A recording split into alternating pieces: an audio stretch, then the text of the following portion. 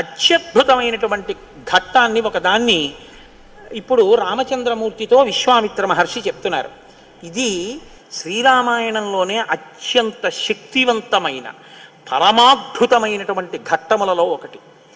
షణ్ముఖోత్పత్తి అంటారు. ఇది ఎంత శక్తివంతం అంటే గర్భిణీ స్త్రీలు కానీ ఈ సర్గల్ని పారాయణ చేస్తే తప్పకుండా వాళ్ళకి సంతానం కలుగుతుంది. సంతానం ఉత్తమమైన సంతానం కలుగుతుంది. ఎటువంటి సమస్యలు లేకుండా వాళ్ళకి ప్రసవం అవుతుంది. అంత శక్తి ఇందులోనే ఉంది. ఇందులోనే వాల్మీకి మహర్షి కుమార సంభవం అన్న మాట వాడారు. పెద్దవాళ్ళు ఏం చెప్తారంటే వాల్మీకి మహర్షి అసలు ఎప్పుడూ ఫలశ్రుతి చెప్పరు. ఈ సర్గ చదివితే ఇది వస్తుందని చెప్పరు.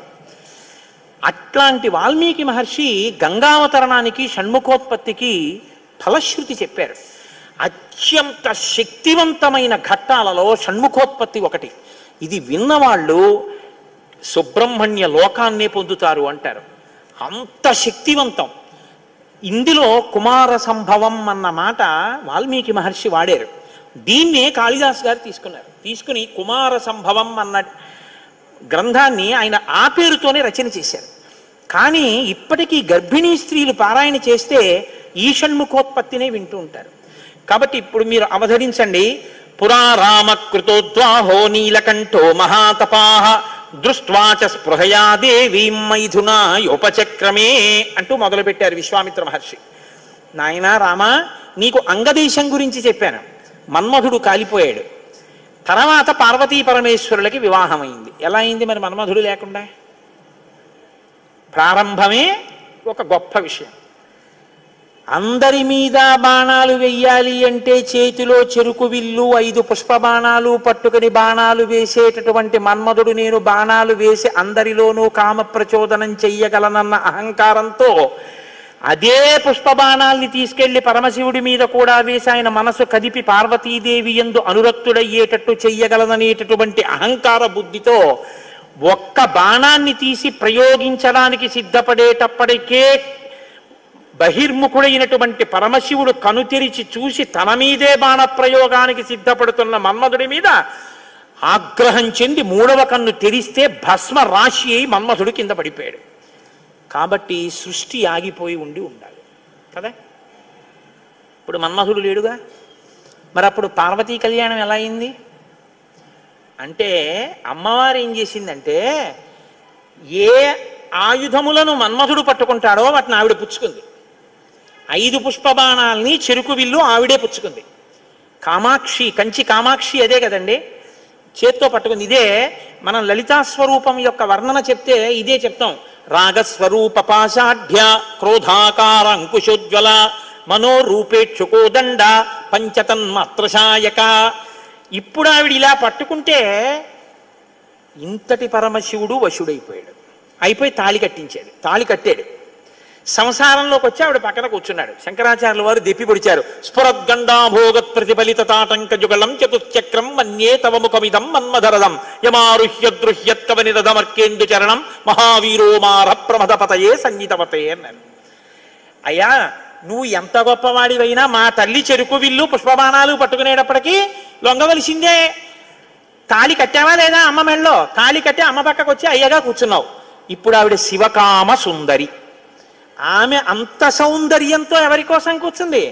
మనకి తండ్రిని తెచ్చి కూర్చోబెట్టడానికి. ఆవిడ శివుడికి సౌందర్యం, బాహ్య సౌందర్యం, శివకామ సుందరి. నీకు నాకో అఖిలాండేశ్వరి, జగజ్జనని, మీనాక్షి, కామాక్షి, రాజరాజేశ్వరి, లలిత. మనకి అమ్మ, మా నాన్నగారికి భార్య.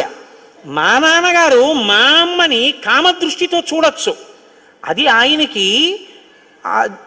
ధర్మబద్ధం. నేను మా అమ్మగారిని పవిత్ర దృష్టితో చూస్తాను. మా అమ్మగారు మా నాన్నగారికి శివకామ సుందరి, నాకు జగజ్జనని. లలితాపరాభట్టారిక వాగర్ధ వివసంపృక్తౌ వాగర్ధ ప్రతిపత్తయే జగత పితరౌ వందే పార్వతీ పరమేశ్వరౌ. ఈ లోకానికంతటికీ తల్లిదండ్రులైన పార్వతీ పరమేశ్వరుల్లో అమ్మ సౌందర్యం పరమశివుడి కొరకు, అమ్మ యొక్క అంత సౌందర్యం అమ్మతనం మన కొరకు. మనకి జగదంబ, జగజ్జనని, ఆయనకి భార్య. కాబట్టి ఇప్పుడు ఆవిడ తన ప్రజ్ఞతో పెళ్లి చేసుకుంది, మన్మధుడి గొప్పతనంతో పెళ్లి చేసుకోలేదు. మన్మధుడికి ఏం చేసింది? శివుణ్ణి తెచ్చి తన భర్తగా కూర్చోబెట్టుకుని, పిచ్చాడా ఇంకెప్పుడు ఆయన మీద వేయకు బాణాలు, ఇవో మిగిలిన వాళ్ళ మీద అంటావా వెయ్యి అని పట్టుకెళ్ళి మళ్ళీ ఆయన చేతిలో పెట్టింది. ఇప్పుడు ఆయన ఏం చేశాడు? శరీరం లేదు కానీ మునులను కూడా మోహపెడుతున్నాడు. ఎందుకు పెట్టగలుగుతున్నాడు?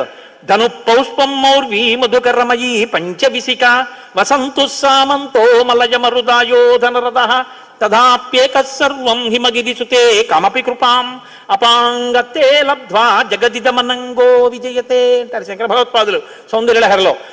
అమ్మ తన కడగంటి చూపుతో ఇలా చూసి, వెయ్యి బాణాలు పర్వాలేదు, లోకం మీద వెయ్యింది అంటే అదేమిటండి మన అలా పాడు చేసేయడం ఏమిటండి మీరు అనుకోకండి.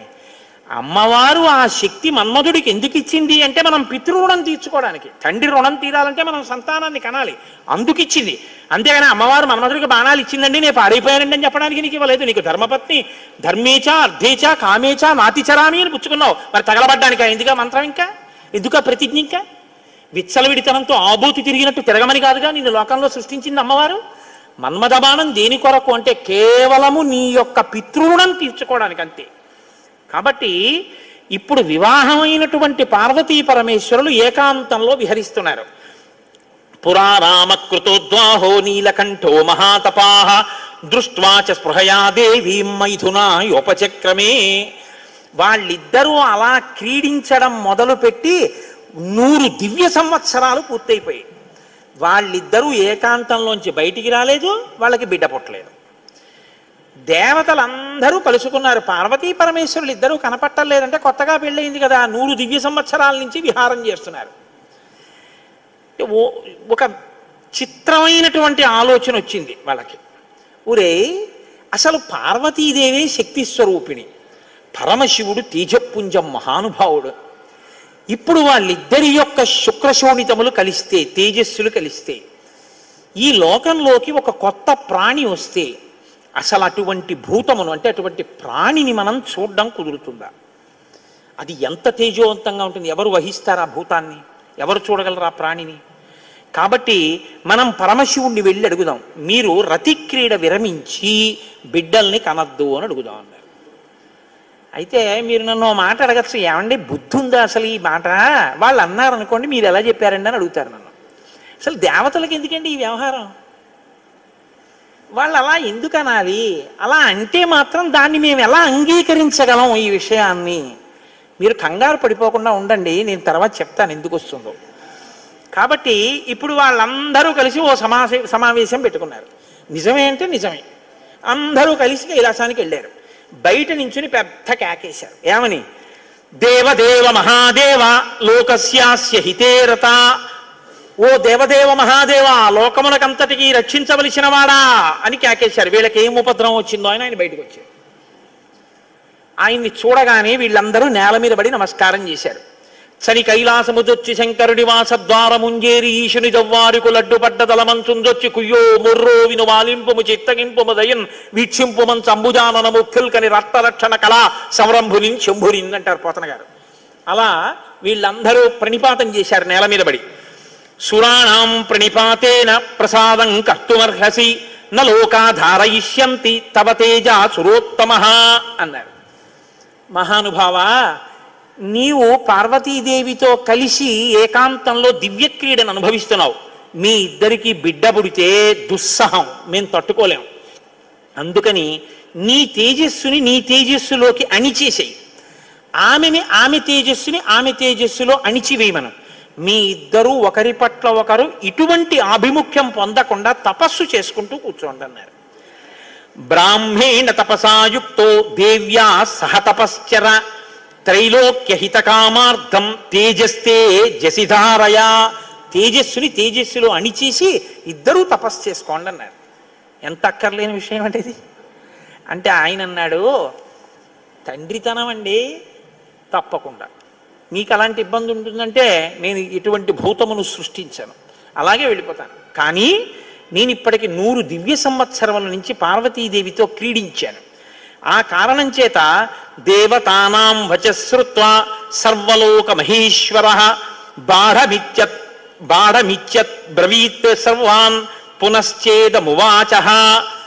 మీరు చెప్పినట్టే చేస్తాను, నా తేజస్సుని నా తేజస్సులోకి అణిచేస్తాను. కానీ యదిదం క్షుభితం స్థానాత్ మమ తేజో హ్యనుత్తమం ధారయిష్యతి కస్మన్మే బ్రువంతు సురసత్తమాః. ఇప్పటికే చాలా కాలంగా పార్వతీదేవితో నేను క్రీడించి ఉన్న కారణం చేత నా రేతస్థానం నుంచి తేజస్సు కదిలిపోయింది. ఇప్పుడు కదిలిపోయిన తేజస్సు పడిపోతుంది.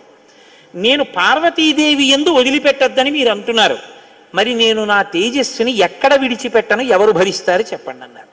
భరించడం అనేటప్పటికీ వాళ్ళు ఎవరు గుర్తొచ్చారో తెలుసా అండి? భూమి గుర్తొచ్చింది. అన్నీ ఆవిడేగా భరిస్తుంది, పాపం ఆవిడే భరించాలి. అందుకని వాళ్ళందరూ కలిసి ముక్తకంఠంతో భూమిని చూపించారు. చూపించి ఏవ ముక్తాః సురాః సర్వే ప్రత్యూచు వృషభధ్వజం యత్తేజ క్షుభితం హే తత్ తద్దరా ధారయిష్యతి. ఈ భూమి భరిస్తుంది, దీని మీద వదిలేసేయండి. భూమి ఏమనాలి? అదేమిటయ్యా, ఆయన భార్య యందు ప్రవేశపెట్టబడవలసినటువంటి శివతేజస్సు నా మీద ఎలా విడిచిపెడతాడు? నేను ఎలా స్వీకరిస్తాను? భూకాంత, ఆమె స్త్రీ, భూదేవి నాలోకి ఎలా ప్రవేశిస్తుంది? శివవీర్యం దోషం అవుతుంది కదా, నేను పుచ్చుకోననాలి. ఆవిడ సంతోషించింది. శివవీర్యం నాలో ప్రవేశించడం అంటే అదృష్టం కదా అనుకుని తప్పకుండా పుచ్చుకుంటానని అనేటప్పటికీ పరమశివుడు ఏం చేశాడంటే ఏవ ముక్త సురపతి ప్రముమోచ మహీతలే తేజసా పృథివీయేన వ్యాప్త సగిరికానన. ఆయన తేజస్సుని భూమి మీద వదిలిపెట్టేశాడు. అది ఉత్తర క్షణం భూమి అంతటా పాకేసింది. పాకేసి పర్వతాల్లో, నదుల్లో, సముద్రాల్లో, చెట్లలో పరివ్యాప్తమైతే ఆ తేజస్సు యొక్క స్థితిని భూమి తట్టుకోలేకపోయింది. తట్టుకోలేక పెద్ద పెద్ద కేకలేసింది ఆవిడ. తతో దేవాః పునరిదం ఊచుశ్చాధ హుతాశనం ప్రవిశత్వం మహాతేజో రౌద్రం వాయు సమన్వితః. నా ఒళ్ళు మండిపోతోంది, దగ్ధమైపోతోంది నా శరీరం అంతా. శివవీర్యాన్ని నేను భరించలేకపోతున్నాను, దాని శక్తి నేను తట్టుకోలేకపోతున్నాను. కాబట్టి నేను విడిచిపెట్టేస్తాను, నాలోకి వచ్చిన వీర్యాన్ని దేనిలోకి విడిచిపెట్టను అని అడిగింది ఆవిడ. ఇప్పుడు దేవతలందరూ ఒకరి మొహాల్లో ఒకళ్ళు చూసుకుని అన్నారు, ఒళ్ళు మండిపోతోంది తట్టుకోలేనన్నావు కాబట్టి ఎవడు మండిస్తాడో వాడిలో వదిలేయన్నారు. అంటే అగ్నిహోత్రుల్లో వదిలేయమన్నారు. అంటే ఇప్పుడు ఆవిడ ఏం చేసింది? తనలో పడినటువంటి శివవీర్యాన్ని అగ్నిహోత్రుల్లోకి వదిలిపెట్టేసింది. ఇదంతా రెప్పపాటు కాలంలో జరిగిపోయింది. పెద్ద పెద్ద అరుపులు, కేకలు, ప్రార్థనలు, హడావిడి. బయటికి వెళ్ళిన శివుడు లోపలికి రాలేదు. అమ్మవారికి అనుమానం వచ్చింది, ఏం జరిగింది అని. పార్వతీదేవి బయటికి వచ్చింది. బయటికి వచ్చి ఏం జరిగిందని అడిగింది. మేమందరం ఇలా ప్రార్థన చేశామమ్మా, మీ ఆయన తేజస్సు భూమిలోకి విడిచిపెట్టాడు, భూమి తట్టుకోలేక అగ్నిలోకి విడిచిపెట్టింది అంది. మీ ఇద్దరికీ సంతానం కలగకుండా తపస్సు చేసుకోమని కోరిక కోరామమ్మా అన్నారు. ఆవిడంది, ఏ ఆడదైనా అమ్మ కావద్దంటే ఒప్పుకుంటుందండి. అధశైల సుతారామ త్రిదశాం ఇదమబ్రవీత్ సమన్యుర శపత్ సర్వాన్ క్రోధ సంరక్తలోచన. ఎర్రబడిన కళ్ళతో అమ్మవారంది, అక్కరలేని విషయంలో జోక్యం చేసుకున్నారు. మీరు చెప్పకూడని మాట చెప్పారు. నన్ను తల్లిని కావద్దు అని శాసించారు. నాకు బిడ్డలు పుట్టకూడదు అని వరం అడిగారు. నాయందు ప్రవేశపెట్టబడవలసినటువంటి శివవీర్యాన్ని భూకాంత యందు ప్రవేశపెట్టారు. కాబట్టి నేను మీకు శాపం ఇస్తున్నాను. అపత్యం స్వేషు దారేషు తస్మాన్నోత్వాదయిష్యత అద్య ప్రభృతి యుష్మాకం అప్రజాః సంతు పత్నయః ఏవ ముక్త్యా సురాన్ సర్వాన్ శశాప పృథివీమపి. ఇక నుంచి మీ భార్యల వలన మీకిక సంతానము కలుగకుండుగాక. ఇక నుంచి దేవతలకి సంతానం ఉండదు అంది. కాబట్టి దేవతల సంఖ్య ఎప్పటికీ 33 కోట్లే. ఎందుకంటే ఇంకా వాళ్ళకి సంతానం ఉండదు. అందుకే బ్రహ్మగారు మొన్నటి రోజున దేవతల్ని పిలిచి, మీ అంశలలో ఉండవలసినటువంటి వానరుల్ని అప్సరసల యందు, యక్షకాంతల యందు, గంధర్వ కిన్నెర వానరకాంతల యందు సృజించండి, మీ భార్యల యందు మీకు పిల్లలు పుట్టరు, పార్వతీదేవి శాపం ఉందని చెప్పారు. అందుకని ఏమండి, ఎప్పుడూ 33 కోట్లైనా ఇంకా పిల్లలు మనవలు ఉండరా అంటే ఉండరు. పార్వతీదేవి శాపం ఆగిపోయింది, దేవతల యొక్క సంతానం. ఇప్పుడు ఆవిడ భూమి వంక తిరిగింది. నువ్వు స్త్రీవి కదా, నా భర్త యొక్క తేజస్సుని నేను పట్టవలసింది నువ్వెలా పట్టుకున్నావు? నువ్వెలా స్వీకరించావు నా భర్త తేజస్సుని? అవనేనైక రూపాత్వం బహుభార్యా భవిష్యసి. ఆవిడ్ని శపించింది. నువ్వు ఒక్క రూపంతో ఉండవు, భూమి అని పిలవబడినా నీకు అనేకమైనటువంటి స్థితి కలుగుతుంది. ఒక చోట చౌటు నేల, ఒక చోట నల్ల నేల, ఒక చోట ఎడారి, ఒక చోట పంట పండే నేల. ఇలా నువ్వు రకరకాలుగా అయిపోతావు. అంతేకాదు బహుభార్య భవిష్యసి, నీకు ఒక్క భర్త ఉండడు. నీ భర్త కానివాడి వీర్యం నువ్వు పుచ్చుకున్నావుగా, నీకు ఇంకా ఎంతమంది భర్తలో లెక్క ఉండరు. అందుకే రాజ్యాన్ని పాలించిన వాడందరూ భూమిపతులే. ఎంతమంది ఆవిడికి భర్తలు లెక్కలేదు. కారణం ఏమిటంటే పార్వతీదేవి శాపం. అవనేనైక రూపాత్వం బహుభార్య భవిష్యసి నచ పుత్ర కృతాం ప్రీతిం మక్రోధ కలుషీకృత. ఏ ఆడదైనా కోరుకునేది ఏమిటంటే భర్త వలన కొడుకుని కనాలి, ఆ కొడుకు పేరు ప్రఖ్యాతులు తేవాలి, తల్లి సంతోషించేటట్టు ప్రవర్తించాలని కోరుకుంటాడు. ఏ తల్లి ఈ లోకంలో ఏ ఒక్కటి సహించదో అది నీ యందు నిజమగుగాక. ఏ తల్లి అయినా ఏది సహించలేదు, ఎంత తప్పైనా సహిస్తుంది. కానీ అమ్మ వంక ఆడదాన్ని చూసినట్టు చూశాడు అనుకోండి కొడుకు, అమ్మ మాత్రం ఒక్కనాటికి క్షమించదు. ఇంకా అమ్మలో ఆడతనాన్ని చూడకూడదు. ఇంకంతకన్నా పవిత్రంగా మాట్లాడడం కష్టం, ఇంకంతకన్నా నేను దిగి మాట్లాడను. కాబట్టి అమ్మతనాన్నే చూడాలంతే కొడుకు. కానీ నీ విషయంలో ఏమవుతుందో తెలుసా, నీ కొడుకులందరూ నీకు భర్తలు అవుతారు. అందుకే భూమిపతి పతే, ఆయన తర్వాత ఆయన కొడుకు, ఆయన భూమిపతే. ఎంత దారుణం అండి అది.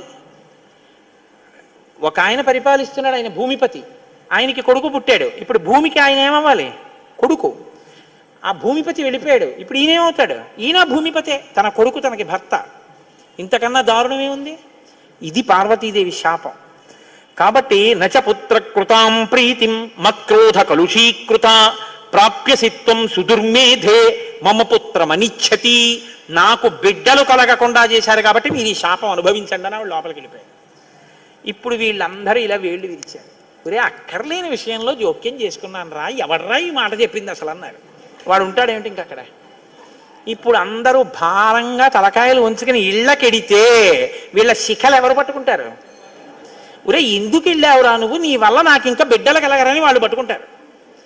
కాబట్టి ఇప్పుడు వాళ్ళందరూ ఇళ్ళకి వెళ్ళారు. సగత్వా తప అతిష్టత్ పార్శ్వే తస్యోత్తరే గిరే హిమవత్ ప్రభవే శృంగే సహదేవ్యా మహేశ్వర. హిమాలయ పర్వత ప్రాంతంలో పార్వతీ సహితుడై పరమశివుడు మాత్రం హాయిగా కూర్చుని తపస్సు చేసుకుంటున్నాడు. ఇంకా వాళ్ళిద్దరికీ బిడ్డలు పుట్టకూడదు అన్నారుగా, అందులో ఆయన వెళ్ళి తపస్సు మొదలెట్టాడు. గొడవ ఎక్కడొచ్చింది?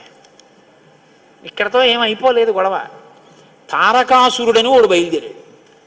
వాడికి తెలిసే విషయం, ఇక పార్వతీ పరమేశ్వరులకి బిడ్డలు పుట్టరని, దేవతలకి బిడ్డలు పుట్టరని తెలుసు వాడికి. వాడు బ్రహ్మగారి గురించి తపస్సు, వాడు చాలా తెలివైనవాడు. వాడు నాకు చావుద్దన్నాడు, అది కుదరదన్నాడు ఆయన. అయితే పార్వతీ పరమేశ్వరులకు కొడుకు పుడితే వాళ్ళ చేతిలో చచ్చిపోతానన్నాడు. బ్రహ్మగారు ఏమంటారు? తథాస్తు. వీళ్ళే అడిగారు పార్వతీ పరమేశ్వరుల్ని, వాళ్ళిద్దరూ తపస్సుకి వెళ్ళిపోయారు. ఇప్పుడు వెళ్ళి మీ ఇద్దరు బిడ్డలు కనండి అన్నారు అనుకోండి, ఇంకేమైనా ఉందా? వద్దన్నావు, అన్ని శాపాలు ఇచ్చేసింది ఆవిడ. అంటే మీరు బాగా గమనించండి, ఏదైనా ఆడది భరిస్తుంది, కానీ ఆడదాని అమ్మతనానికి, ఆడదాని భర్తృత్వాన్ని పంచుకోవడానికి ఇంకో ఆడదొస్తే మాత్రం ఈ లోకంలో సహించడం అన్నది ఉండదు. అది ఈ జాతి క్షమించలేదు. ఇది రామాయణం యొక్క తీర్పు. కాబట్టి ఇప్పుడు వీళ్ళు వెళ్ళి అడగలేరు పార్వతీ పరమేశ్వరుని. కొడుకు పుడితే తప్ప వీళ్ళకి బతుకులేదు. ఎందుకని? వీళ్ళని చాలా బాధ పెట్టేస్తున్నాడు తారకాసురుడు. కాబట్టి ఇప్పుడు ఏం చెయ్యాలో అర్థం కాక పార్వతీ పరమేశ్వరులను అడగలేక చతుర్ముఖ బ్రహ్మగారి దగ్గరికి వెళ్ళారు. వెళ్ళి, అయ్యా ఎలాగండి పార్వతీ పరమేశ్వరులకు కొడుకు పుడితే తప్ప మేము రక్షింపబడం, ఇప్పుడు పుట్టే మార్గం ఏమైనా ఉందా అని అడిగారు. అడిగితే ఆయన అన్నారు, శైలపుత్ర్యా యుదుక్తం తత్ న ప్రజా సంతు పత్నిషు తస్యావచనమక్లిష్టం సత్యమేతన్న సంశయః. ఒరే పార్వతీ పరమేశ్వరులకి ఇంక పిల్లాడు పుట్టడం అనేటటువంటి విషయాన్ని మీరు నేను ఇక వెళ్ళి అడగడం అన్న విషయం మర్చిపోండి. పోనీ మన దగ్గర శివుని యొక్క తేజస్సు ఉంది ఇంకాను. అగ్నిహోత్రుడు పుచ్చుకుని ఉంచాడుగా, అగ్నిహోత్రుల్లో ఉందిగా, యాపిల్ పండు ఫ్రిడ్జ్లో పెట్టుకున్నట్టు అగ్నిహోత్రుడి దగ్గర ఉంది అది. పోని దాన్ని తెచ్చి ఎవరిలోకైనా నిక్షేపిద్దామంటే మీ భార్యలు ఎవ్వరికీ పిల్లలు పుట్టరు, ఆవిడ శాపం ఉందిగా. పైగా ఆ శివవీర్యాన్ని భూకాంత పుచ్చుకుందనేగా అన్ని శాపాలు ఇచ్చింది. ఇప్పుడు దాన్ని తీసుకెళ్ళి ఇంకోళ్ళు ఎవరికన్నా ఇస్తామంటే ఎవరు మాత్రం పుచ్చుకుంటారు? ఏ ఆడది పుచ్చుకుంటుంది? పుచ్చుకుంటే కదా పిల్లలు పుట్టడం. పార్వతీదేవిని వెళ్ళి అడగలేము, పోనీ శివవీర్యం ఉందని ఇంకో స్త్రీలో ప్రవేశపెట్టలేము. ఎలా ఆలోచించి ఆయన తక్కువడండి చతుర్ముఖ బ్రహ్మగారు అంటే. నేను అందుకే బ్రహ్మ అని అన్నాను, బ్రహ్మగారు అంటుంటాను. ఆయన సలహా లేకపోతే లోకం లేదు, మన ఉపన్యాసమే లేదు. ఆయన అన్నారు, ఇయమాకాశగా గంగా యస్యాం పుత్రం హుతాశనః జనయిష్యతి దేవానాం సేనాపతి మరిందమం జ్యేష్ఠా శైలేంద్రదుహిత మానయిష్యతి తత్సుతం ఉమాయాస్తబ్బహుత హుమతం భవిష్యతి న సంశయః. ఉమాయాస్తబ్దహుమతం భవిష్యతి న సంశయః. హిమవత్ పర్వతం ఉందే, హిమవంతుడు, ఆయనకి 2 బిడ్డలు ఉన్నారు. పెద్దమ్మాయి పేరు గంగ, రెండో అమ్మాయి పార్వతి. పెద్దమ్మాయి దేవతా స్త్రీలలోకి రాదు, ఆ అమ్మాయి స్వర్గలోకంలో ప్రవహిస్తోంది. ఇప్పుడు తనకి బిడ్డలు పుట్టలేదన్న బాధ ఎప్పుడు పోతుందంటే, తన భర్త యొక్క వీర్యం తన అక్కగారిలోకి ప్రవేశించి బిడ్డ పుడితే తన అక్క కొడుకు తన కొడుకేగా. అందుకుని కొంచెం మనసు కుదుటపరుచుకుని పోన్లే బిడ్డ పుట్టాడని సంతోషిస్తుంది. అక్క జోలికి వెళ్ళదు, ఎందుకంటే కొంచెం ఆప్యాయత అన్నదోటి ఉంటుంది. అక్క కొడుకు తన కొడుకే అవుతాడు కాబట్టి. కాబట్టి మనం పార్వతీదేవి కోప్పడకూడదంటే ఆ గంగాదేవి యందు ఈ శివవీర్యాన్ని నిక్షేపించాలి. ఇప్పుడు శివవీర్యం ఎవరి దగ్గర ఉంది? అగ్నిహోత్రుడి దగ్గర ఉంది. ఇప్పుడు అగ్నిహోత్రుడు ఏం చేయాలి? గంగాదేవిలో విడిచిపెట్టాలి. గంగాదేవి ఒప్పుకోవద్దు. కాబట్టి మీరు ఏం చేయాలి? మీరేగా వెళ్ళి ప్రార్థన చేశారు, మీరే వెళ్ళి అగ్నిహోత్రుడిని గంగని ప్రార్థన చేయండి అన్నారు. ఇప్పుడు గంగాదేవి దగ్గరికి వెళ్ళి, అమ్మ ఏమనుకోవద్దు, శివవీర్యం అగ్నిహోత్రుడి దగ్గర ఉంది, నువ్వు అది బుచ్చుకో అంటే చీ నోర్మొయ్యి అంటే. అందుకని ఈ మాట ఎవరు చెప్పాలో ఒక్క పురుషుడు చెప్పాలి. పురుషులందరూ వెళ్ళి చెప్తే అసహ్యంగా ఉంటుంది. మీరు వెళ్ళి అగ్నికి చెప్పండి, అగ్ని వెళ్ళి ఆవిడికి చెప్తారని. ఎందుకంటే ఇంత ఇబ్బంది అంటే, ఇది గట్టిగా చెప్పుకునేది కాదు, ప్రయత్నం చేస్తున్నారు. పార్వతీ పరమేశ్వరులకి పుత్రుడు కలిగేటట్టు తెలిస్తే చంపేతలు పారేస్తాడు ఆయన తారకాసుడు. అందుకని ఎవరికీ తెలియకుండా జరగాలి ఈ పని అంతాను. ఇప్పుడు వీళ్ళందరూ కలిసి అగ్నిహోత్రుడి దగ్గరికి వెళ్ళారు. అయ్యా ఎంత గొప్ప సలహా చెప్పావు, ఏదో ఓ కారు చీకటిలో కాంతిరేఖ, కఠినమైన సాక్ష్యానికి సూక్ష్మమైన రంధ్రం దొరికాయి, ఇక మేము అల్లుకుంటాం కథ అన్నారు. తచ్చుత్వా వచనం తస్య కృతార్థ రఘునందన ప్రణిపత్య సురాः సర్వే పితామహమపూజయన్. బ్రహ్మగారికి పూజ చేసి నమస్కారం చేసి బయలుదేరి అగ్నిహోత్రుడి దగ్గరికి వెళ్ళారు. వెళ్ళి ఆయనతో అన్నారు, దేవకార్యమిదం దేవ. ఇప్పుడు మాట్లాడడం కొంచెం జాగ్రత్తగా మాట్లాడడం మొదలెట్టారు. ఇది దేవకార్యం, ఏదో మేము సరదాగా నువ్వు పట్టుకెళ్ళి అక్కడ విడిచిపెట్టు ఇలాంటి మాటలు చెప్పడానికి రాలేదు. నీకు పిల్లలు పుడితే నాకెందుకు, పుట్టకపోతే నాకెందుకు, ఇలాంటి వాటిల్లో ఇక మేము జోక్యం చేసుకోం, బుద్ధి వచ్చింది మాకు. కాకపోతే ఇది దేవకార్యం. ఇప్పుడు ఈ పిల్లాడు పుట్టకపోతే వీపులు పగిలిపోతున్నాయి తారకాసురుడి వల్ల, అందుకుని పుట్టాలి పిల్లాడు. కాబట్టి సంవిధత్సహుతాశన శైలపుత్ర్యాం మహాతేజో గంగాయాం తేజవుత్సృజా. నీలో ఉన్న శివ తేజస్సుని పట్టుకెళ్ళి గంగలో విడిచిపెట్టు. గంగ పుచ్చుకుంటే, గంగకి కొడుకు పుడితే ఆ పిల్లవాడు పార్వతీ పరమేశ్వర పుత్రుడి కిందకు వస్తాడు. ఎందుకంటే పార్వతీదేవి అంగీకరిస్తుంది కాబట్టి. ఆ పిల్లవాడికి సేనానాయకత్వం ఇద్దాం, వాడు సేనాధిపతి అయితే వాడి చేతిలో తారకాసురుడు చచ్చిపోతాడు. అందుకని నువ్వు వెళ్ళి గంగను అడుగన్నారు. ఇప్పుడు పుచ్చుకునేటప్పుడు అప్రసన్నమైన మనస్సుతో ఆవిడ పుచ్చుకుంది అనుకోండి, ఇది ఎక్కడ చికాకు వచ్చిందిరా అని. అప్రసన్నమైన మనస్సుతో కానీ అలా పుచ్చుకుంటే తేజోవంతుడైన బిడ్డ సంభవించాడు. కాబట్టి ఆవిడ ప్రసన్నంగా పుచ్చుకోవాలి. అంటే ఆవిడ ప్రసన్నంగా పుచ్చుకోవడానికి యోగ్యమైన రీతిలో ఆవిడికి చెప్పాలి. కాబట్టి ఆయన వెళ్ళి చెప్పాడు అగ్నిహోత్రుడు, గర్భం ధారయ వైదేవి దేవతానాం ఇదం ప్రియం అన్నాడు. అమ్మా నువ్వు గర్భం ధరించాలమ్మా, ఆవిడ కన్య, భర్త లేడు, మరి నువ్వు గర్భం ధరించాలంటే అందావిడ దేవతానాం ఇదం ప్రియం. అమ్మ దేవకార్యం ఇది, అందుకుని నిన్ను అడుగుతున్నాను తప్ప ఇంకో మాట అనుకో కుష్మా తల్లి. అందుకని ఆవిడ అర్థం చేసుకుంది, ఓహో ఇంతకన్నా ఇప్పుడు లోకాన్ని రక్షించడానికి మార్గం లేదు, కాబట్టి శివ తేజస్సుని నాలోకి తీసుకుంటాను. తస్య తద్వచనం శ్రుత్వా దివ్యం రూపమధారయత్. ప్రసన్నంగా తీసుకుంది అనడానికి గుర్తు దివ్యమైన రూపాన్ని ధరించి శివ తేజస్సుని తనలోకి తీసుకుంది. ఇప్పుడు వీళ్ళ బాగా గమనించండి, సుబ్రహ్మణ్యోత్పత్తి అంటే ఎటువంటిదో తెలుసా అండి? 33 కోట్ల మంది దేవతలు ఇలా ఎదురు చూస్తున్నారు. ఇప్పుడు కాని శివవీర్యం ఎందుకో పనికి రాకుండా పోయిందనుకోండి, గంగ కానీ అయ్యి బాబాయ్ నేను భరించలేకపోతున్నానని వదిలేవతల పారేసింది అనుకోండి, అంతే. ఇక శివవీర్యం లేదు, ఎందుకంటే ఉన్న శివవీర్యం పాడైపోయింది. కాబట్టి ఇక పుత్రుడు కలగడు. ఇక పుత్రుడు కలగకపోతే ఇక ఎప్పటికీ అసలు దేవతల యొక్క రాజ్యం అన్నది ఇక రాదు, తారకాసురుడే ఉంటాడు. కాబట్టి ఇక మీరు నేను పురాణం చెప్పుకోవడం ఇప్పటికీ ఉండదు, ఆయనే పరిపాలిస్తుంటాడు కదా. కాబట్టి ఇప్పుడు ఆ గంగ వల్ల బిడ్డ పుట్టాలి.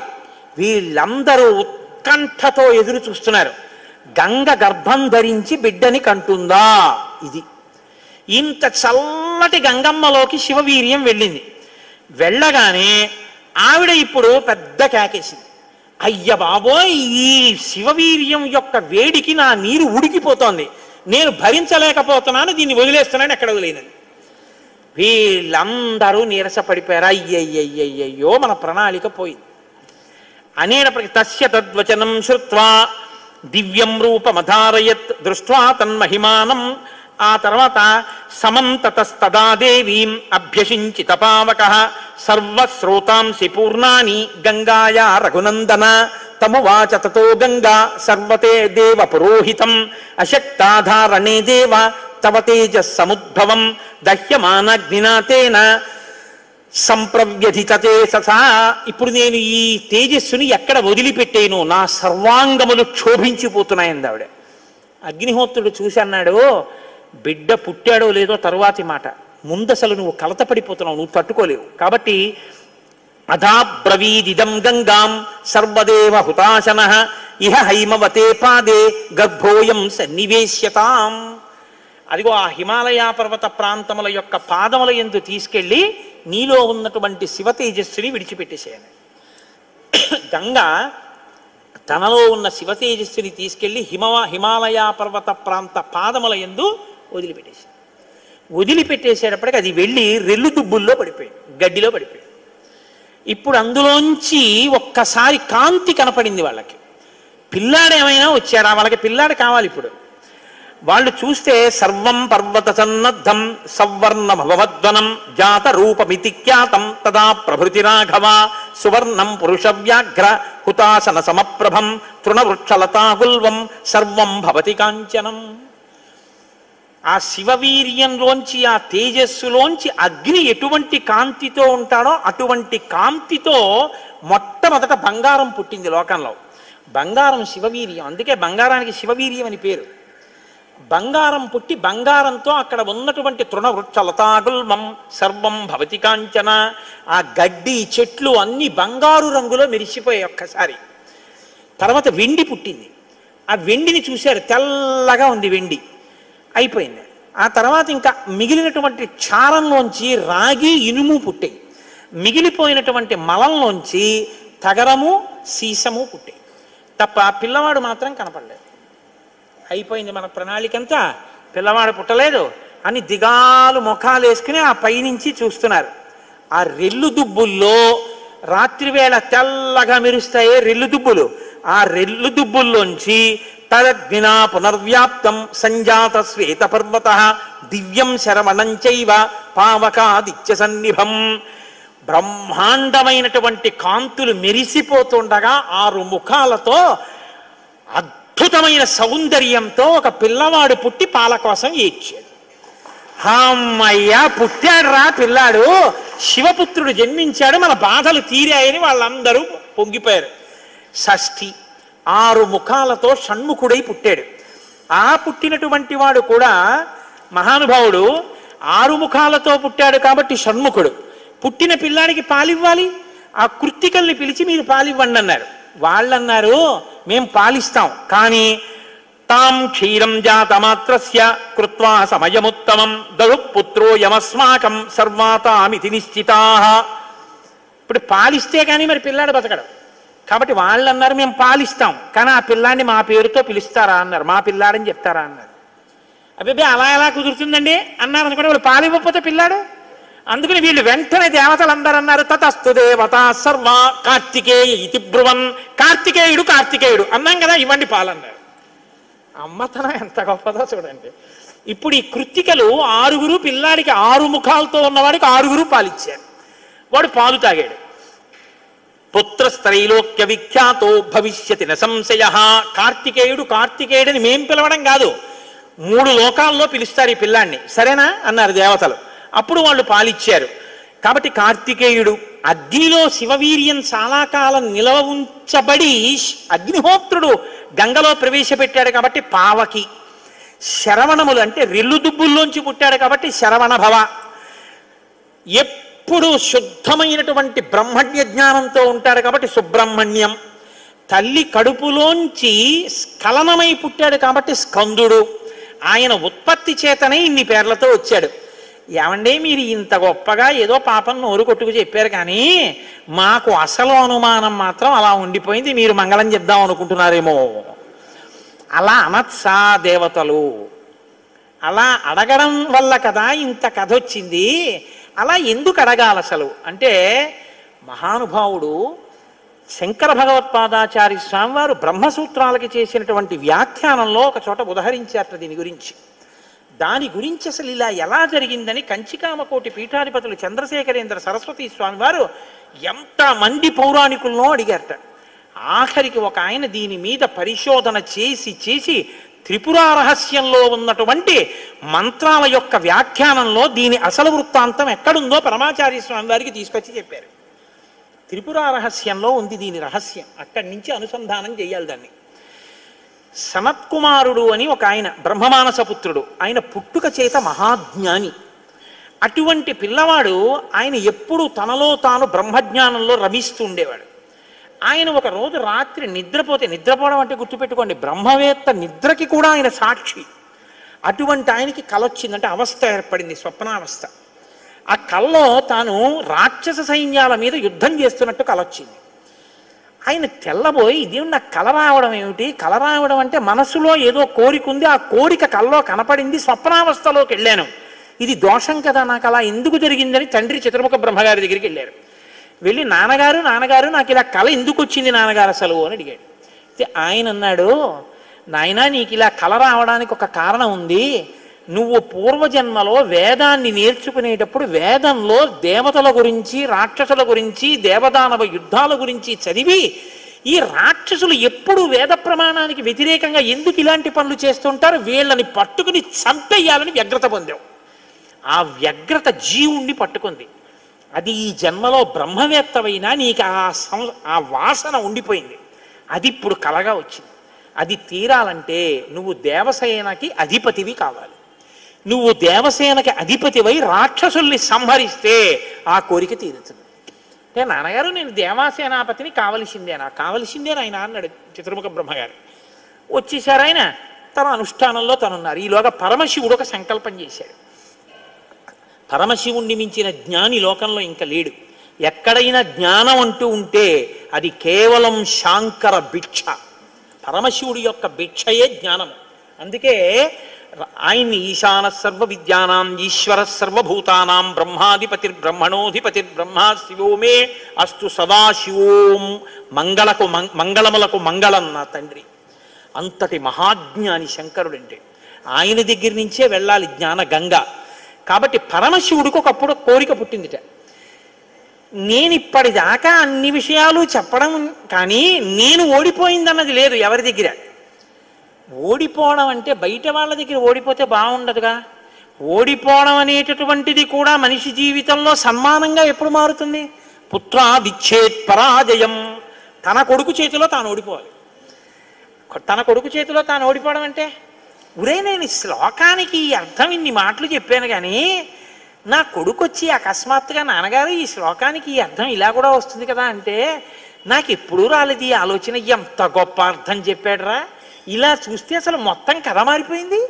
వీడికి ఎంత గొప్ప ఆలోచన వచ్చిందని నా కొడుకు ప్రజ్ఞ ముందు నేను తల వంచితే అది నాకు సన్మానం లాంటి ఓటమి. అలాంటి కొడుకు నా కడుపున పుడతాడా అనుకున్నట్ట పరమశివుడు కూడా ఒకనకొకప్పుడు. ఇప్పుడు సనత్కుమారుల వారికి ఈ కోరిక, ఎంత గొప్ప అర్థం చెప్పాడురా, ఇలా చూస్తే అసలు మొత్తం కథ మారిపోయింది.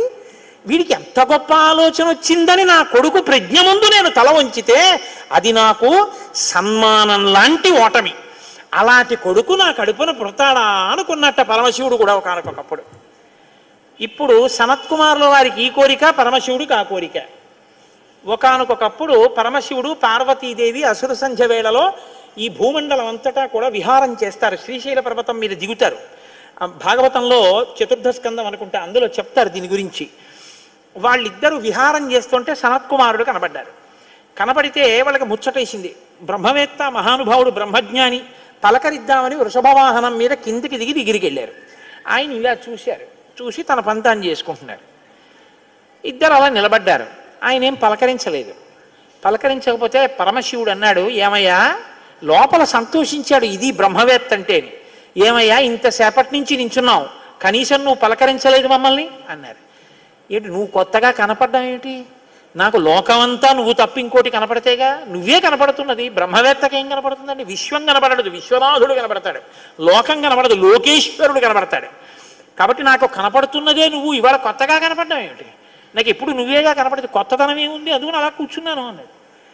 లేచి నిలబడి మాట్లాడకుండా అలా మాట్లాడితే శపిస్తాను తెలుసా అన్నాడు. శపిస్తే ఏమవుతుంది స్వామి?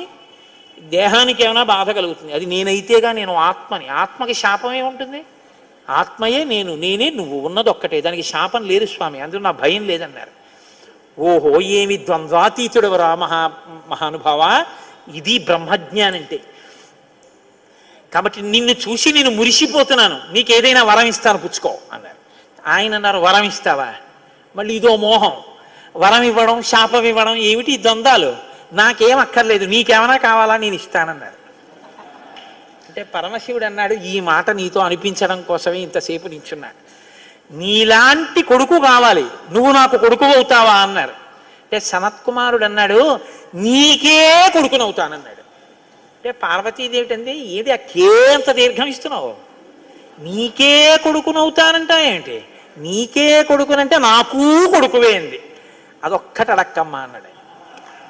అదేమయ్యా, అదేమిటి? నీలాంటి కొడుకు పుడుతుంటే నా కడుపున పుట్టకపోవడం ఏమిటి? అమ్మా, ఎంత పార్వతీదేవివైనా తల్లి, నేను ఒక కడుపున పుట్టడం అంటే అమ్మా, తల కింద పెట్టి కాళ్ళు పైకి పెట్టి 9 నెలలు అమ్మ కడుపులో పడుకుని యోనిద్వారంలోంచి బయటికి రాలేనమ్మా. శివకుమారుడిగా పుడతాను, నీకు కుమారుణ్ణే తప్ప అమ్మ నీ కడుపున మాత్రం పుట్టనన్నాడు. అంటే ఆవిడ చిన్నబుచ్చుకుంది. అయ్యయ్యో, నేను కూడా కలిసి అడగకపోవడం వల్ల వచ్చింది. కానీ నా కోరిక నువ్వు ఇంకొకలా తీర్చాలంది ఆవిడ. ఎలా తీర్చనమ్మా అని అడిగారు. నేను ఒకానొకప్పుడు భస్మాసురుడు పరమశివుడి గురించి తపస్సు చేసి వరములు పొందాడు. నేను ఎవరి తల మీద చెయ్యి పెడితే ఆయన భస్మం అయిపోవాలని పరమశివుడు వరం ఇచ్చాడు. నీ మీదే పరీక్ష చేస్తానని పరమశివుడు వెంటబడ్డాడు. పరమశివుడు ఏదో ఒక హేళ, ఆయన ఒక చాలా విచిత్రంగా ప్రవర్తిస్తూ ఉంటాడు. లోకానికి ఒక పాఠం చెప్పడం కోసం సుమండి, చేతకాని వాడయ్యని మీరు అనుకోకూడదు. ఇప్పుడు నేను మళ్ళీ శివమహాపురాణానికి అంతటికీ వ్యాఖ్యానం ఎక్కడ చేయను. కాబట్టి ఆయన పరిగెడుతున్నట్టు నటించాడు. ఆయన పరిగెడుతున్నట్టు నటిస్తే నేను వెంటబడి చంపితే బాగుండదు. భర్త పరిగెడుతున్నట్టుంటే నే కాసేపు కనపడకుండా ఉంటే పోతుందని ఆవిడేం చేసిందంటే తన శరీరాన్ని నీటిగా మార్చి ఒక సరోవరం కింద మారిపోయింది. అదే శరవణ తటాకం. ఆ శరవణ తటాకం హిమవత్ పర్వత ప్రాంతంలో ఉంది. నువ్వు నా కడుపున పుట్టకపోయినా ఆఖరణ పుట్టేటప్పుడు మాత్రం ఆ శరవణ తటాకం దగ్గర నుంచి పుట్టాలి. నీ మంత్రం కూడా ఆ తటాకం నా పేరు మీదే ఉండాలి. అందుకే ఆయన మంత్రం శరవణ భవ సుబ్రహ్మణ్యుడికి. అంటే ఆయన అన్నాడు, అమ్మ తప్పకుండా, అలా నేను పరమశివుని యొక్క తేజస్సు చేత నీ తటాకంలోంచి పుడతాను. పంచభూతాత్మకం పరమశివ లక్షణం కదా. అందుకని పృథివీస్వరూపంగా, అగ్నిస్వరూపంగా, వాయుస్వరూపంగా, జలస్వరూపంగా, ఆకాశస్వరూపంగా 5 స్వరూపాలతో పార్వతీ పరమేశ్వర సమాగమ స్వరూపంగా శివశక్తుల యొక్క సమ్మేళనానికి పుట్టినటువంటి మెరుపు తీగల లోకంలో బ్రహ్మజ్ఞానాన్ని బోధ చెయ్యడం కోసమని, దేవసేనాపతిని కావడం కోసం, రాక్షస సంహారం చెయ్యడం కోసం మీకు పుత్రుడిగా పుడతానమ్మా అని సనత్కుమారుల వారు పరమశివుడికి వరం ఇచ్చారు. అందుకని ఆ వరం నెరవేరాలంటే పార్వతీ పరమేశ్వర సమాగమం జరిగి పార్వతీదేవిలోకి వెళ్ళకూడదు తేజస్సు. దేవతల సంఖ్య కూడా అనంతంగా పెరిగిపోతే రేపొద్దున్న ఉపాసనలు కష్టం అవుతాయి. అందుకని నాటకీయ సన్నివేశం సృష్టింపబడాలంటే దేవతలు వెళ్ళి ప్రార్థన చేయాలి. ప్రార్థన చేసి శివతేజస్సు భూమి మీద పడాలి. అది అగ్నిహోత్రంలోకి వెళ్ళాలి. ఇది పంచభూతాత్మకమై ఆయన షణ్ముఖ స్వరూపంతో పైకి రావాలి. వచ్చి స్వామి అని పేరు పెట్టుకోవాలి. స్వామి అన్న పేరు కేవలం సుబ్రహ్మణ్యుడిది. మనం వెంకటేశ్వర స్వామి అంటాం, మంచిదే, నేను తప్పని నేను అంటలేదు. కానీ ఒక్క స్వామి అంటే మాత్రం సుబ్రహ్మణ్యుడే. ఎక్కడెక్కడ సుబ్రహ్మణ్యుడి పేరు చెప్తామో, ఎక్కడెక్కడ తలుచుకుంటామో అక్కడక్కడ సంతానమునకు ఏ విధమైన ప్రమాదం రాదు. సుబ్రహ్మణ్యుడికి నమస్కారం చేస్తే కుజగ్రహ దోషం కూడా ఉపశమిస్తుంది. ఎక్కడెక్కడ షణ్ముఖుణ్ణి ఆరాధన చేస్తారో అక్కడ ఐశ్వర్యం పరిడవిల్లుతుంది. పక్కన ఉన్నటువంటి తమిళ దేశం, ద్రవిడ దేశంలో అంత ఐశ్వర్యం వచ్చింది, అన్ని పరిశ్రమలు వచ్చాయంటే కారణం ఏమిటో తెలుసా అండి? సుబ్రహ్మణ్యారాధన. వాళ్ళు విపరీతమైన సుబ్రహ్మణ్యారాధన చేస్తారు. సుబ్రహ్మణ్య ఆరాధనం చేసినా, షణ్ముఖుడికి ప్రదక్షిణం చేసినా, ఆయనకి నమస్కారం చేసినా జ్ఞానము, ఐశ్వర్యము, సంతానము, సంతానమునకు క్షేమము, ఆయువు, ఆరోగ్యము అన్నీ కలుగుతాయి. అంత శక్తివంతమైనటువంటి సర్గ ఈ షణ్ముఖోత్పత్తి సర్గ. అందుకే వాల్మీకి మహర్షి ఎప్పుడూ కూడా అసలు ఫలశ్రుతి చెప్పరు. కానీ ఈ షణ్ముఖోత్పత్తి గురించి చెప్పిన తర్వాత, అందుకే షణ్ముఖుడికి ఉన్న గొప్పతనం ఏమిటో తెలుసా అండి? ఆయనకి ఒక గొప్ప విజయాన్ని సాధించాడు షణ్ముఖుడు ఒక్కడే. శైవ వైష్ణవాలు రెండూ కూడా వియ్యముందేట్టు చేశాడు. శ్రీవల్లి, దేవసేన ఇద్దరు శ్రీ మహావిష్ణువు యొక్క కుమార్తెలు. ఆయన మేనల్లుడు కదండి, మరి ఏదో పండగ సెలవులకు ఇంటికి వచ్చాడు. ఇంటికి వస్తే లక్ష్మీదేవి ఆయన్ని చూసి అందిట, మురుగన్ అంది. మురుగన్ అంటే మేనల్లుడు అని. మరుమగన్ అన్నట్టు విష్ణువు. మరుమగన్ అంటే చాలా అందగాడు అన్నట్టు. ఇద్దరు అలా అనుకోవడం ఎందుకో తెలుసా అండి? మన పిల్లలకు బాగుంటాడు అని. వల్లి, దేవసేన ఇద్దరిని ఇచ్చి సుబ్రహ్మణ్యేశ్వర స్వామి వారికి కళ్యాణం చేశారు. వల్లి, దేవసేన ఇద్దరిని తనకి భార్యలుగా చేసుకున్నాడు కాబట్టి శైవ వైష్ణవాలు రెండు సుబ్రహ్మణ్యుడి వల్లే వియ్యం ఉంది. అంతటి మహానుభావుడు ఆయన. మహాజ్ఞాని, యుక్తకేశుడై గుండుతో గోచి పెట్టుకుని నిలబడి ఉంటాడు. అందుకే సుబ్రహ్మణ్య క్షేత్రాల్లో స్వామి వలయలో అలా నిలబడి ఉంటాడు. ఆయన ప్రణవానికి అర్థం చెప్తే పరమశివుడంతటి వాడు తెల్లబోయి, ఎంత గొప్పగా చెప్పావురా అన్నట్టు. నాన్నగారు అలా అంటే కుదరదు, ఇది ప్రణవ రహస్యోపదేశం కదా, మీరు కూడా మడి కట్టుకుని వచ్చి శిష్యుడిగా కూర్చోండి చెప్తానన్నట్టు. ఒరే ఎంత బాగా చెప్పావురా అని వచ్చి కూర్చొని విన్నట్ట. శివుడంతటి వాడు ఇంత బాగా చెప్పగలిగిన కొడుకు పుట్టాలని కదా కోరుకున్నాడు. ఆత్మాదిచ్చేత్ పుత్రాదిచ్చేత్ పరాజయం. తండ్రి గారికి ఆ కోరిక తీరిందటువంటి బ్రహ్మజ్ఞాని పుట్టాడు. ఆయనే తరువాతి కాలంలో కేవలం పాలు తాగి పెద్దవాడైపోయాడు అంతే. అయిపోగానే ఆయన్ని దేవసేనకి తీసుకొచ్చి పట్టాభిషేకం చేసేశారు. సేనాధిపతి అయిపోయాడు. తారకాసుర సంహారం చేశాడు. దేవతలందరూ సంతోషించారు. అమ్మ అందమంతా మూర్తీభవించి ఉంటుంది. అందుకే ఇంతంత బుగ్గలు, ఎర్రటి మనిషి, ఆహారాలు, చిన్న పట్టుబట్ట, ఎప్పుడు అమ్మ శక్తి అంతా చేతిలో శూలంగా పట్టుకుని ఆ కుక్కుట ధ్వజం, ఆ నెమలి మీద కూర్చుంటే ముద్దులు మూట కడుతూ ఎంత అందంగా ఉంటాడో. అందుకే సుబ్రహ్మణ్యేశ్వర స్వామి వారి యొక్క మూర్తి వంక అదే పనిగా చూసినా కూడా సత్సంతానం కలుగుతుంది. అంతటి మహానుభావుడు సుబ్రహ్మణ్యుడు. ప్రత్యేకించి ఏ కారణం చేతనైనా గర్భం నిలవక బాధపడుతున్న వాళ్ళు, గర్భిణి అయినప్పటికీ కడుపున ఎటువంటి బిడ్డలు పుడతారో తెలియని వాళ్ళు, వాళ్ళ ఆయుర్దాయం బాగుండాలనుకున్న వాళ్ళు, సంతానం క్షేమంగా వృద్ధిలోకి రావాలనుకున్న వాళ్ళు రామాయణాంతర్గతమైన షణ్ముఖోత్పత్తిని విని తీరాలి. ఇది చెప్పడం కోసమే వాల్మీకి మహర్షి ఫలశ్రుతి చెప్తూ ఓ మాట చెప్పారు. ఏషతే రామ గంగాయ విస్తరోభిహితో మయా కుమార సంభవశ్చైవ ధన్యః పుణ్యస్తథైవ చ. ఎవరు ఈ షణ్ముఖోత్పత్తిని శ్రీరామాయణంలో వింటున్నారో వాళ్ళకి ఎటువంటి చిక్కులు ఉన్నా అన్ని చిక్కులు విడిపోయి అపారమైనటువంటి ధన సమృద్ధి కలుగుతుంది. 2, విశేషమైనటువంటి పుణ్యము స్కందోత్పత్తిని విన్నంత మాత్రం చేత కలుగుతుంది. ఇక్కడే ఆయన కుమార సంభవశ్చైవ అన్న మాట వాడారు. పార్వతీ పరమేశ్వరుల యొక్క కుమారుడు కనుక ఆయనకొక్కడికే కుమారః అన్న నామం. ఆయన భక్తశ్చయ కార్తికేయే కాకుత్స భువిమానవః ఆయుష్మాన్ పుత్ర పౌత్రైశ్చ స్కందసాలోక్యతాం వ్రజేత్. ఎవరు భక్తి శ్రద్ధలతో రామాయణాంతర్గతమైనటువంటి ఈ షణ్ముఖోత్పత్తిని చేతులు కైమోడ్చి సుబ్రహ్మణ్యుడికి నమస్కరించి వింటున్నారో అటువంటి వారందరికీ కూడా ఆయుష్మాన్, వాళ్ళకి ఏదైనా అపమృత్యు దోషం జాతకంలో ఉంటే ఆ దోషము ఉపశమించి ఆయుర్దాయం కలుగుతుంది. ఆయుష్మాన్ పుత్ర పౌత్రైశ్చ, వాళ్ళ కొడుకులు మనవలు అందరూ క్షేమంగా ఉంటారు. ఏవైనా దుర్గుణములు అలవడవలసినవి ఉంటే అవి పోయి వాళ్ళు వృద్ధిలోకి వచ్చి వంశానికి గొప్ప కీర్తి తీసుకొస్తారు. ఆయుష్మాన్ పుత్ర పౌత్రైశ్చ, ఎవరు రామాయణం సంపూర్ణ రామాయణం చెప్పించుకుని వినేటప్పుడు పరమ భక్తితో దేవాలయ ప్రాంగణంలోనో ఎక్కడో కూర్చుని ఈ స్కందోత్పత్తిని నమస్కారం చేస్తూ విన్నారో వాళ్ళు శరీరం పడిపోయిన తరువాత స్కందసాలోక్యతాంబ్రజేత్, సుబ్రహ్మణ్య లోకాన్ని పొందుతారు అని వాల్మీకి మహర్షి సత్యం తప్ప ఆయన నోటి వెంట రాదని బ్రహ్మగారి వరం. ఆయన ఎప్పుడూ ఫలశ్రుతి చెప్పరు, ఇక్కడ చెప్పారు.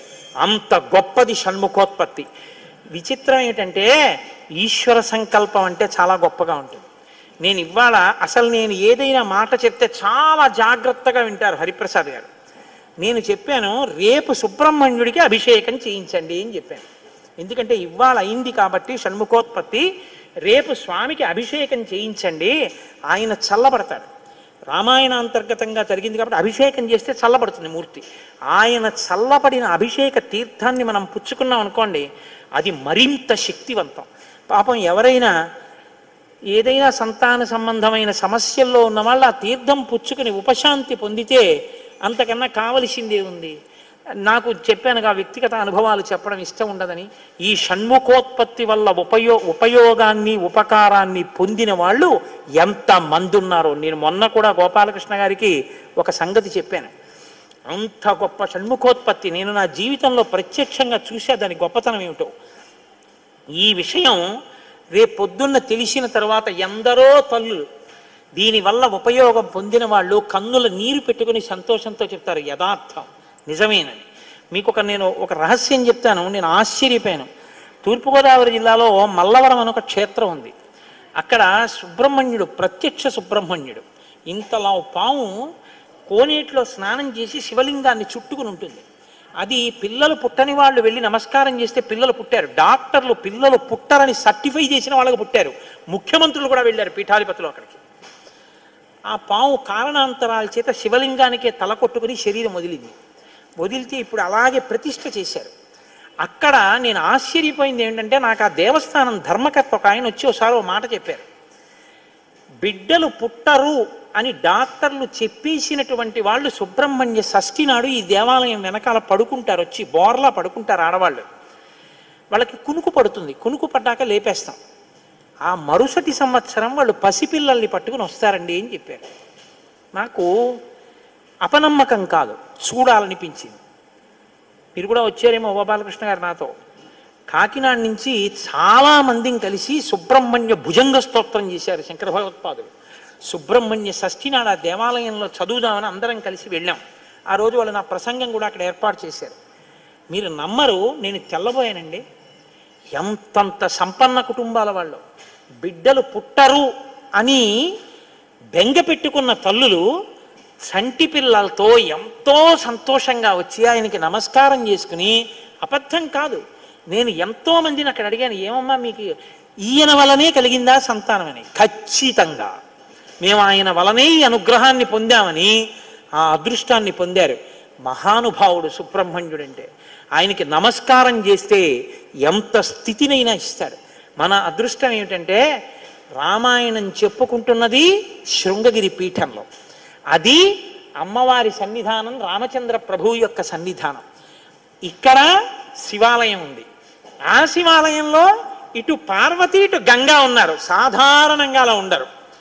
ఆ గంగ మళ్ళీ తన రెండు పాదాలు ఇలా పైకి పెట్టి కాళ్ళు పాదాలు కనపడేటట్టు వచ్చి ఇలా గుడ్లు కనపడేటట్టుగా ఉంటుంది చక్కగాను. శివుడు అటు గంగా ఇటు పార్వతి ఉండి బయట సుబ్రహ్మణ్యుడు ఇటు వినాయకుడు ఉంటారు. రేపు మళ్ళీ ఒక్కసారి చక్కగా అన్ని పదార్థాలతోటి అభిషేకం చేయించండి. చేయించి ఎవరెవరు అభిషేక తీర్థం తీసుకోవడం కోసం వస్తే వాళ్ళందరికీ కూడా ఒక అర్చక స్వామిని దానికి నియోగించి అందరికీ లేదనకుండా పాపం తీర్థం ఇప్పించండి. రామాయణాదులు ఉన్నది ఎందుకంటే అందరికీ ఉపకారం చేయడం కోసమే ఉన్నాయి. మీకు ఉపకారం జరిగిన నాడు మీరు మాకెవ్వరికీ వచ్చి చెప్పక్కర్లేదు కూడా. మీరు మళ్ళీ వచ్చి సుబ్రహ్మణ్యేశ్వర స్వామి వారి దగ్గర, రామచంద్ర ప్రభువు దగ్గర నమస్కారం చేసి, స్వామి మీ వలన ఉపకారం పొందామని ఆయనకి చెప్పండి చాలు. మీరు మాకు చెప్పాలని కానీ, మీరు చెప్తేనే సంతోషిస్తానన్న మాట కూడా నేను చెప్పను. ఎందుకు చెప్పనో తెలుసా? ఒక్కటే నమ్మకం నాకు, ఇది సత్యం, సత్యం పునఃసత్యం. ఇది ఆ శక్తి కలిగి ఉంది, అది నా నమ్మకం. కాబట్టి మీరు స్వామికి నమస్కారం చేయండి. ఇంత గొప్ప పీఠ ప్రాంగణాన్ని మీ అభ్యున్నతి కొరకు వాడుకోండి. చక్కగా వచ్చి తీర్థం తీసుకోండి. చేస్తాను, ఎంతమందికైనా ఉపకారం చేస్తే నేను ధన్యుణ్ణవుతానని ఆ తండ్రి కొడుకులు ముచ్చటగా సిద్ధంగా ఉన్నారు. హాయిగా రేపు అభిషేక తీర్థం తీసుకుని తరించండి. మీకు ఓపిక ఉందా? ఓ 2 అరటిపళ్ళో, ఓ పండో, ఓ కాయో తెచ్చి చక్కగా నైవేద్యం పెట్టుకోండి. ఓ కొబ్బరికాయో. షణ్ముఖోత్పత్తి విన్నారు కాబట్టి